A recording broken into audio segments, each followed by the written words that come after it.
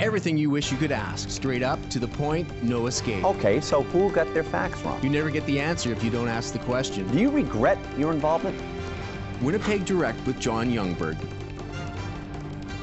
Welcome to Winnipeg Direct, a show dedicated to informing Winnipeg and Manitoba about big issues, current events, and topics you may not even know about. I'm your host, John Youngberg, and joining our panel is psychologist Dr. Kathy Moser. Thanks for being here. We also have Carolyn Braid from the CJOB Friday Entertainment Panel. How you doing? Nice to have you. And registered dietitian Gina Sunderland. Now, listen, folks, this is staggering. According to Statistics Canada, child obesity is rapidly on the rise from coast to coast. In Manitoba, 31% of children from the age of 2 to 17 are considered overweight. And of that 31%, over half of these children are considered obese. The national average of overweight children to date is 26%, and that's combined. And right now, Manitoba is holding one of the top spots for child obesity. In 1978, the child obesity rate was only 3%. Now our national average is up to 26%. That is combined as well, of all children from age 2 to 17. I'm going to throw the first question to you, Dr. Moser. It's a very serious, rapid growth rate of obese and overweight children. What are your basic thoughts on this? Well, I think it's probably the same as the adult population. There's less activity at home, and children aren't going out to play as much. They're playing in the video games, watching a lot of TV. Sure. We know that there's a correlation between watching TV and video games and increased weights. And the other factor, I think, is the increase or just the availability of fast foods, less time for parents to prepare healthy home-cooked meals, and that certainly is a huge contributor. Well, that goes right down to Gina on this one. What, in your opinion, now you deal with this all the time, is the main cause, in your opinion, for this rise? Is it the fact that parents are the grab and go of the foods? Well, absolutely. That's definitely one of the main factors that's contributing to this unfortunate trend. We are in a hurry. We're time-starved, and we're grabbing things, and it's more convenient than ever to be able to grab those quick snacks or go through the drive-through window. And the art of actually having those family meals and connecting over meals and preparing foods at home is really becoming a lost art, unfortunately. Now, you've mentioned to me before that there are things parents can do to get their kids more involved and take part in choosing the foods, in preparing the foods, and that does make a difference. Oh, it makes a huge difference. When kids are involved in that whole food selection and preparation process, they want to eat those foods. It's a wonderful opportunity, a window of time to teach kids about healthy eating, getting a copy of Canada's Food Guide, using that as a little bit of like your toolbox or your roadmap to show kids that there's the 4 different food groups.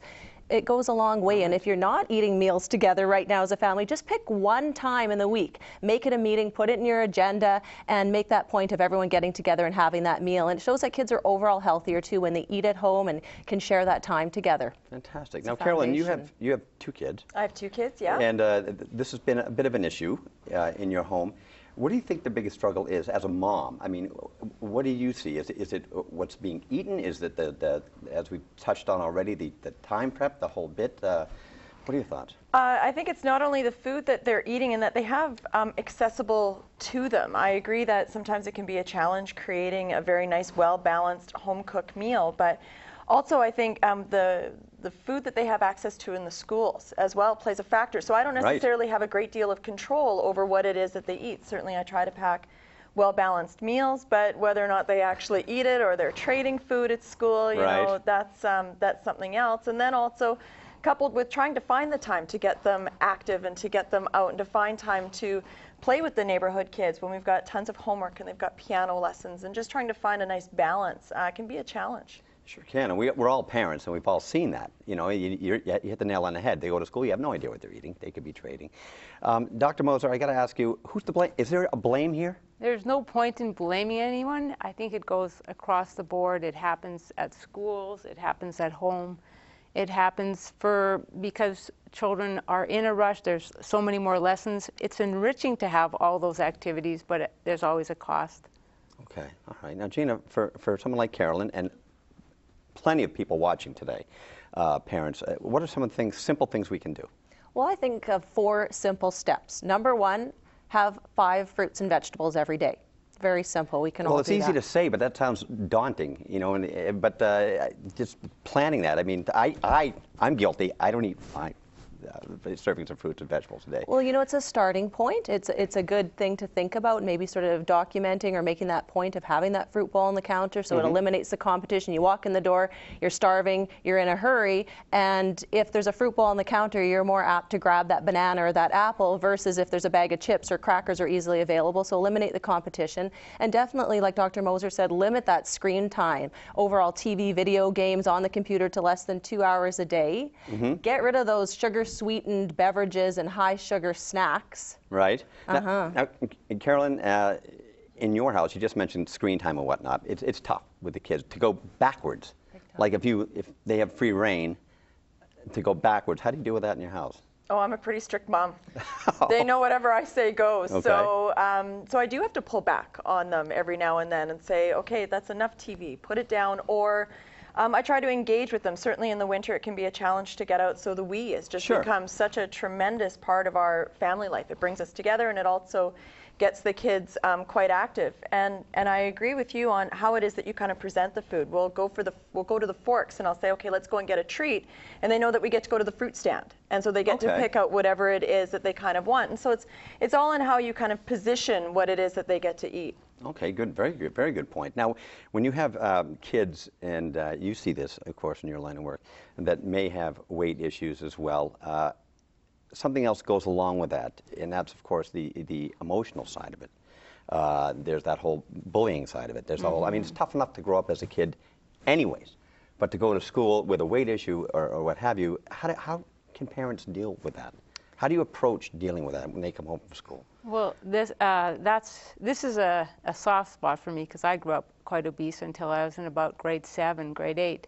So it certainly has a self-esteem impact, and it's amazing how mean kids can be. Sure. And I think the only way, what my parents did was to just build me up and help me develop my own strengths and interests so that I wasn't reliant on other people at school to provide me with a good sense of self. It always hurts, and I think that it's really important for, if parents have heavy children, to talk to the gym teacher, because that's one area where it's really critical.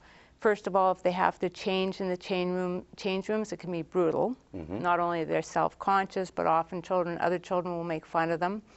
Plus, often children who are heavy are picked last for teams, and it's humiliating for them. Sure. And this is where a sensitive gym teacher can be helpful. Now, have you run into any of these situations, Carolyn? I can speak from personal experience, actually, because I too grew up a bit larger, and I think having supportive parents is a key. I know that my son is extremely active, and he is just he has no concerns whatsoever with his weight. My daughter is less active. Okay. So perhaps she does carry a bit more weight than might be deemed as ideally healthily. I don't indicate in any way, shape, or form that she is not, I try not to affect her self-esteem in any way. Rather, I try to build her up, and then I try to teach her on how to make healthy choices. So I try to be a supportive parent. And certainly, although my parents did try, they probably could have tried a few other things to help kind of help me manage all of that. So I agree that certainly involving the schools, and I think a lot of it starts at home as well, and helping build up your kids' self-esteem. Well, you mentioned school. We've all brought up the schools aspect. Gina, do you think the schools are doing enough to deal with the nutrition aspect with the kids? Well, the schools do have a healthy nutrition policy, and that policy was created by a group of dietitians. I was involved in that process, and it is still somewhat voluntary, but I know a lot of schools are taking the initiative to get only healthy options into the vending machine and the canteens and cafeterias, and there is more education going on in the schools, but definitely we have a long way to go, and this is such an important issue, and it does start in the home. Parents are still the most important role model. Kids look to the parents, what they're eating, how much they're exercising, or how physically active they are. So it is all part and parcel. With getting the kids involved, as you mentioned, and of course, now are your kids involved with the planning? And you know what, to be honest, I hate cooking. I absolutely despise it. So they're pretty proficient at making their own meals because they know some days that's the only way they're going to get fed. There you go. Yeah. Well, so, but like we do work on making sure that they've got a very balanced meal. And what I kind of do is that I try to make them aware and conscious of what it is that I'm not a horrible mother. I do feed them occasionally, but We're allowed 1 treat a day. Okay. So 1 sweet a day, just to help them be conscious of what it is that they're putting in their mouth. And then it's 2 treat Fridays. So we're allowed to have 2 treats on Friday and then ice cream once a week. So it just kind of gets them thinking about what it is that they're having throughout their day. Well, getting them thinking about that, reading labels is huge too. Teaching kids how to read labels. Why is that so important? Kids often don't have an idea of actually what they're putting into their body. They can get to the concept of smaller portion sizes pretty easily, but sometimes even small portions of certain foods have a ton of calories. One of the things I like to encourage kids and parents to do is focus on total grams of fat. Okay. And I use this little rule. I just call it the rule of 5. Choose foods that for the amount you're going to eat have 5 grams of fat or less, and you're definitely going to be making lower calorie choices. All right, there you go. Now, from the parent's point of view, there can be guilt involved. There certainly is. Now, how can parents deal with their own guilt if they, for whatever reason, feel responsible? Well, I always tell people guilt is kind of a useless emotion. Okay. Get over it and do something about it. So rather than feel guilty about where your children are at, start to think of a plan to help them become, the best, healthiest person that they can become. Okay. So that would, involve you doing something, being active with them, going out and shooting some hoops with them, getting a Dance Revolution little pad and dancing with them on Friday nights in front of the, TV, incorporating exercise, as Gina and Carolyn were saying, make some meals with them, help them learn some recipes so that they can eat healthy, and that's the best you can do. And all after that, there's nothing you can feel guilty about. All right. Now, age group-wise plays a difference. If you have teens, now I know, Gina, your kids are at the cusp of those teenage years.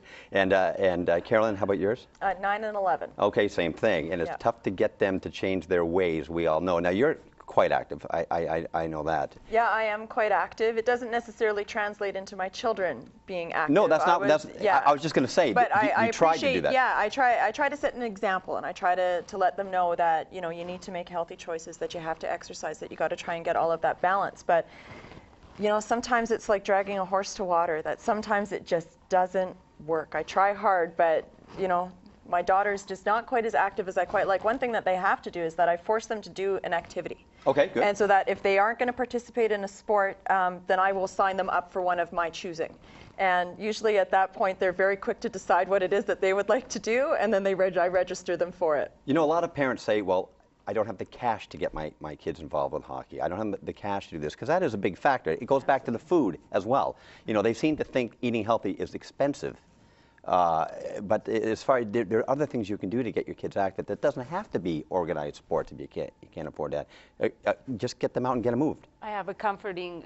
My children are older, and I was into jogging for many years, and I tried to get my children into it, and they weren't really that keen on it. But I believe in incentives, not bribery, and so I would give them a certain amount of money for each lap or each block that they did with me, and they moaned and groaned until they got the amount of money they wanted. And once they weren't paid, they didn't do it. But it's fast forward 10 years, and all 3 of them are actually very physically active and jogging. And it does my heart well. There we go. Well, listen, sadly, that is all the time we have for this segment. I'd like to thank each of my guests for joining us on Winnipeg Direct.